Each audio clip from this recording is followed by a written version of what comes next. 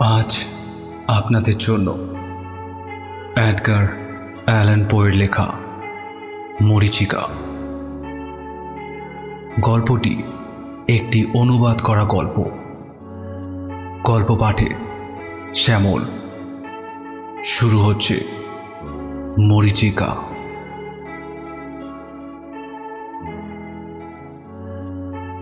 সর্বগুণ সম্পন্ন রোয়েনাকে বিয়ে করি।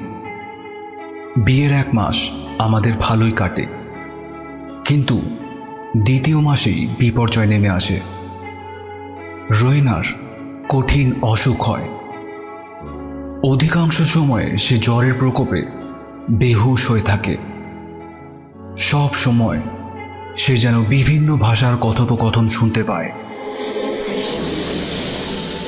খুব কাছ থেকে কেউ যেন দীর্ঘ নিঃশ্বাস ফেলে। রোয়েনা চমকে ওঠে, কিন্তু কোথাও কাউকে দেখতে পায় না। সে আপন মনে বিড়বিড় করে কি যেন কথা বলে।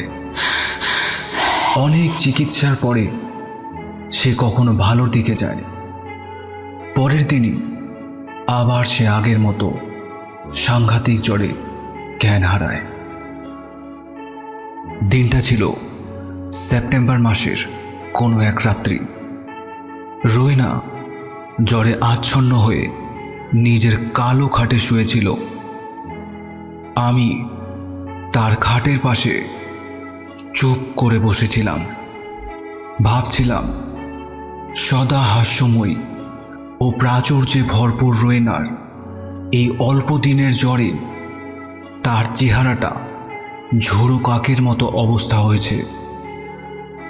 এক সময় হঠাৎ রোয়েনা চমকে ওঠে। দুর্বল শরীর নিয়ে সে খাটের উপরে কোনো রকমে আধশোয়া অবস্থায় বসে ভয়ে আমার দিকে সরে আসে। ভীত সন্ত্রস্ত চোখে ঘরের চারদিকে তাকায়, কি যেন খোঁজে। সঙ্গে সঙ্গে আমি রোয়েনাকে ধরে ফেলি। প্রশ্ন করি, কি খুঁজছো রোয়েনা? রোয়েনা বিস্মিত নেত্রে আমার দিকে অল্প সময় তাকিয়ে থাকে। ফিস ফিস করে বলে, একটু আগে কি কেউ এখানে এসেছিল? না তো, কেউ আসেনি। কিন্তু আমি যে তাদের স্পষ্ট কথা শুনেছি। ওরা যে আমার খাটের পাশেই ছিল। আমি বেশ জোরের সঙ্গেই বলি, না রোয়েনা, তুমি স্বপ্ন দেখেছ। এখন তো আমি ছাড়া তোমার ঘরে কেউ ঢোকেনি। তাছাড়া কারো কণ্ঠস্বরও আমি শুনতে পাইনি। পরে রোয়েনার দৃষ্টি অনুসরণ করি। বলি, বাতাসে ঘরের জানলা দরজার পর্দা নড়ছে বলে তোমার মনে হয়েছে বাইরে থেকে কেউ ঘরে এসেছে। আমার প্রবোধ বাক্যে রোয়েনার মন থেকে আতঙ্ক দূর হয় না, বরঞ্চ তা আরও বেড়ে যায়। রোয়েনার অবস্থা দেখে আমি বিচলিত হই। রোয়েনার দেহের স্নায়ুকে সতেজ করার জন্য অন্য ঘরে ব্র্যান্ডির বোতল আনতে যাই। অবশ্য ব্র্যান্ডি দেওয়াটা ডাক্তারই নির্দেশ করেছিলেন। পাশের ঘরে ধূপদানির পাশে আমি একটা ফিকে ছায়ামূর্তি দেখতে পাই। ভালো করে দেখার আগেই ছায়ামূর্তি যেন বাতাসে মিলিয়ে যায়। মনে হয় কিছু যেন আমার পাশ দিয়ে চলে গেল। আমি ছায়ামূর্তিকে আমল দিই না। ব্র্যান্ডির বোতল ও গ্লাস নিয়ে রোয়েনার বিছানার কাছে যাই। গ্লাসে করে ব্র্যান্ডি অবচেতন রোয়েনার মুখের কাছে ধরি। একটু ব্র্যান্ডি পান করে রোয়েনা নিজেকে সামলে নেয়। আমার হাত থেকে ব্র্যান্ডির গ্লাসটা নিজের হাতে নেয়। অল্প অল্প করে পান করতে শুরু করে।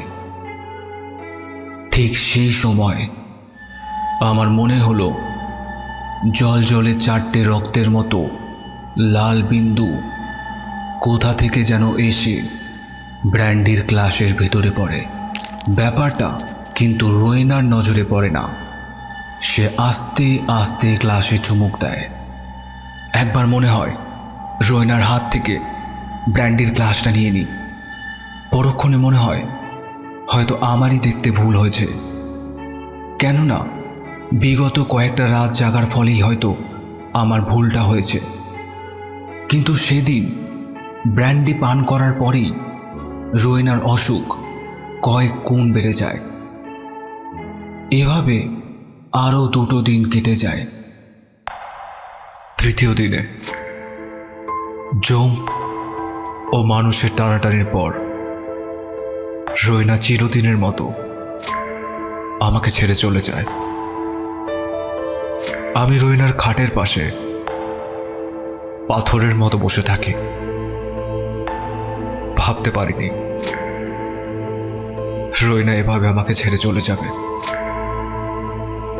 একসময় পাশের ঘরের ধূপদানির দিকে নজর পড়ে। না, আজকে আর সেই ছায়ামূর্তি দেখতে পাই না।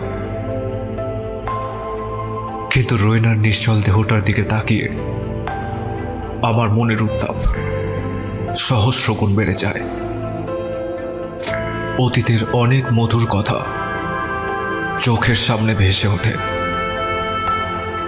আমার চোখ দিয়ে জল গড়িয়ে পড়ে।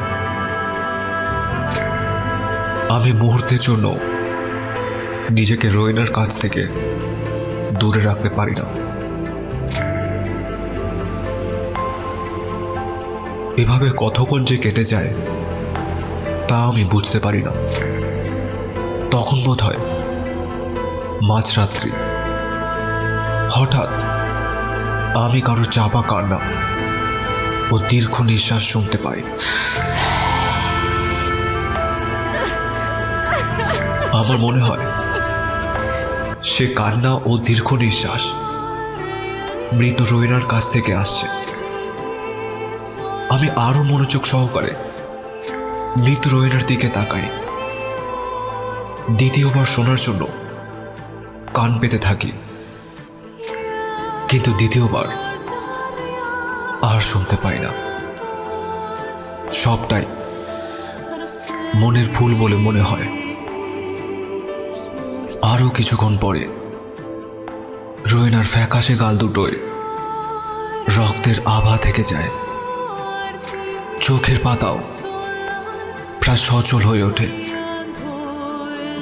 ক্ষণিকের জন্য আমার মনে আনন্দের উদয় হলেও পরক্ষণে অজানা এক আতঙ্ক আমার শরীরে ছড়িয়ে পড়ে। আমার সমস্ত শরীর অবশ হয়ে আসতে চায়।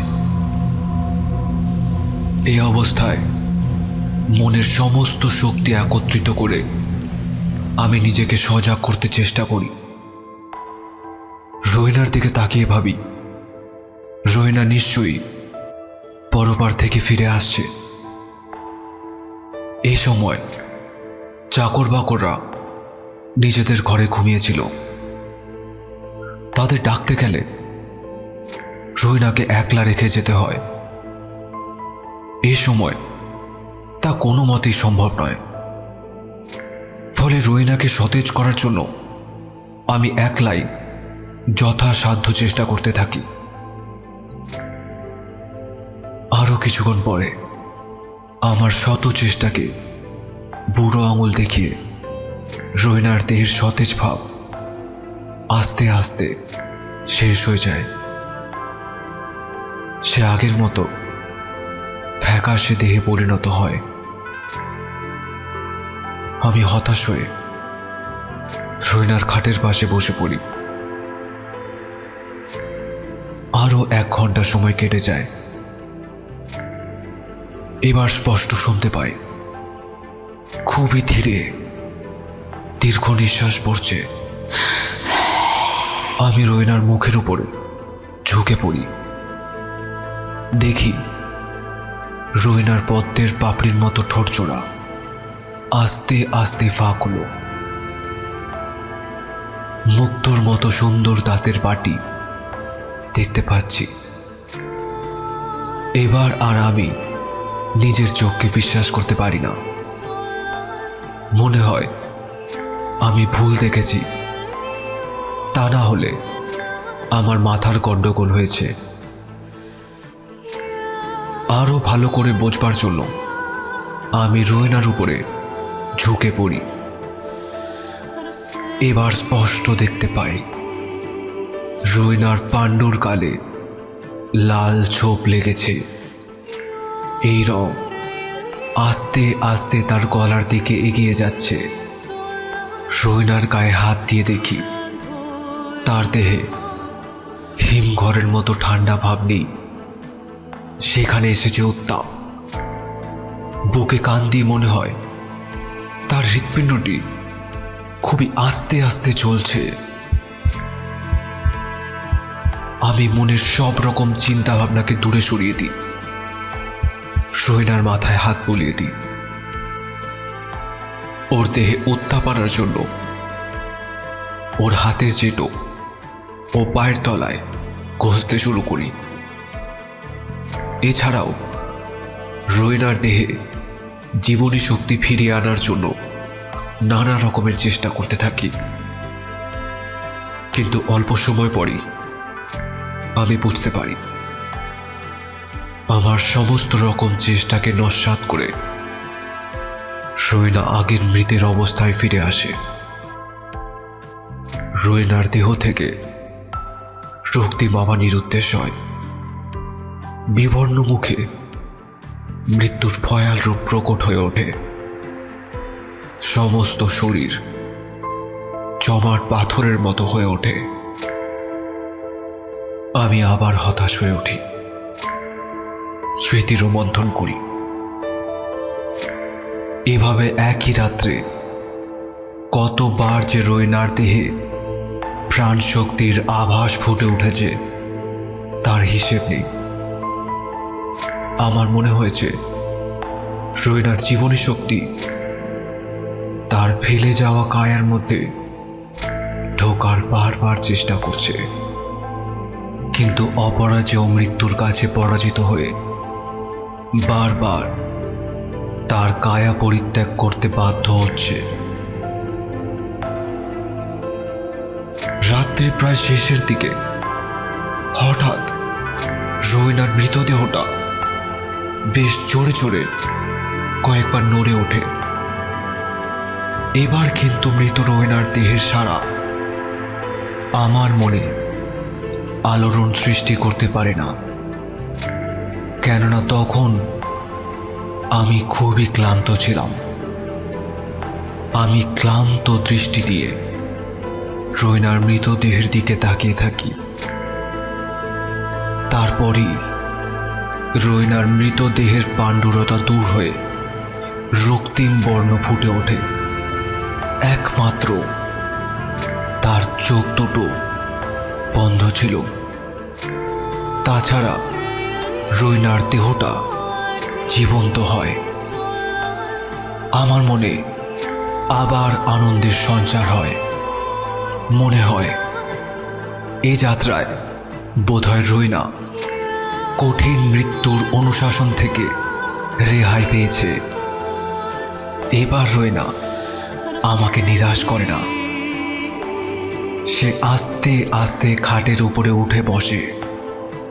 ঘুমন্ত অবস্থায় মানুষ যেমন চোখ রুদ্ধ করে খাট থেকে নামে, ঠিক সেরকম করে রোয়েনা নিজের খাট থেকে নামে, আমার সামনে এসে দাঁড়ায়। এহেন অবস্থায় আমার মাথা থেকে সব ভয় ভাব দূর হয়ে যায়। এখন আমার যে কি করা উচিত তা আমি বুঝতে পারি না। সবকিছু যেন তালগোল পাকিয়ে যায়।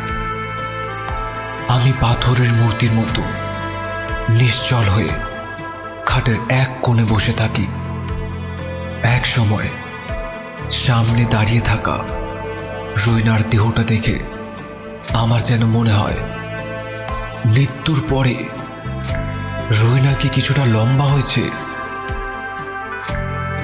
রোয়েনা চোখ বোঝা অবস্থায় আস্তে আস্তে ঘরের অন্যদিকে যেতে থাকে। আমি হঠাৎ উন্মত্ত হয়ে রোয়েনার সামনে এসে দাঁড়াই। রোয়েনাকে ধরতে চাই। রোয়েনা থমকে দাঁড়ায়। একটা হাতের সামান্য ছোঁয়াতেই রোয়েনার দেহের উপরকার সাদা কাপড়টা মাটিতে খসে পড়ে। সঙ্গে সঙ্গে একটা দমকা বাতাস ঘরে প্রবেশ করে সব এলোমেলো করে দেয়। ঘরে নেমে আসে রাত্রির নিরন্ধ্র অন্ধকার। সে সময় রোয়েনার দুটো সুন্দর চোখ খুলে যায়। সে আমাকে ভীষণভাবে আকর্ষণ করতে থাকে।